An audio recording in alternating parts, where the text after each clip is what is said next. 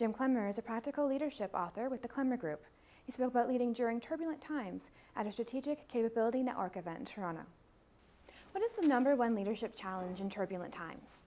I think it's trying to get everybody leading, because I think of leadership as an action, not a position. So getting everyone to act like a leader, take initiative, and not follow too much, although that's a bit of it too, but really being careful of wallowing. My central model is to lead, follow, or wallow. And so the challenge is to keep everybody in that leading, initiating, moving forward mode. And how do you do that? Well, I think it starts with looking at ourselves as leaders and making sure that we are positive, optimistic, moving forward, framing things in areas of what's possible and what can be done, and focusing on the things that we can control and not dwelling on the things that are out of our control or feeling frustrated, angry, helpless. So it starts with that.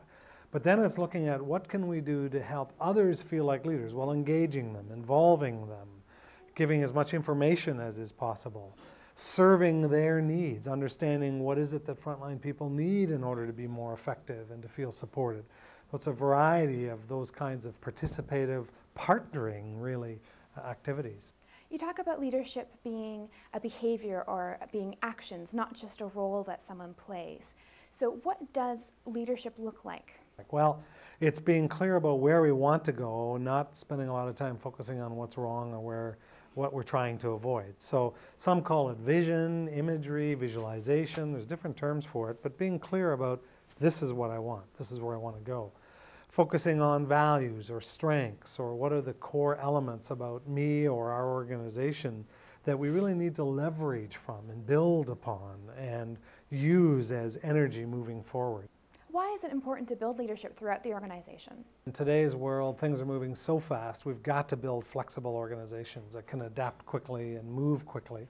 We also don't have all the ideas residing just at the top of the organization. We need to pull out ideas, especially people that are, for example, maybe on the front line working with customers or out there in the marketplace. They're hearing and seeing all kinds of things that can be highly useful to the organization.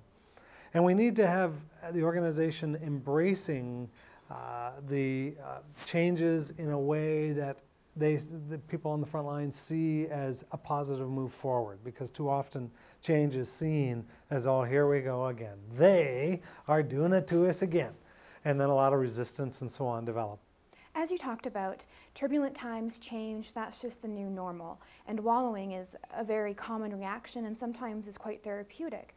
But how can leaders help employees come out of that negative space and become positive again?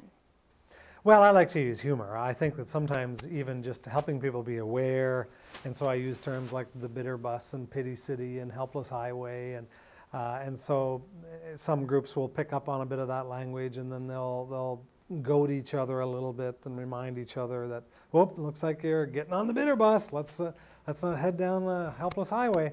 And so I think that's part of it, but it's just part of building awareness.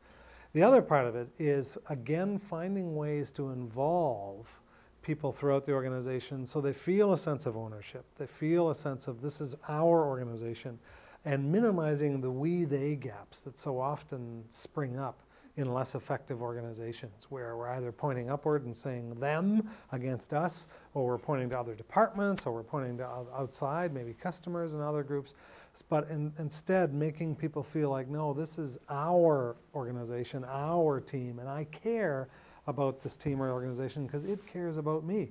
And of course, that's where HR plays a big role.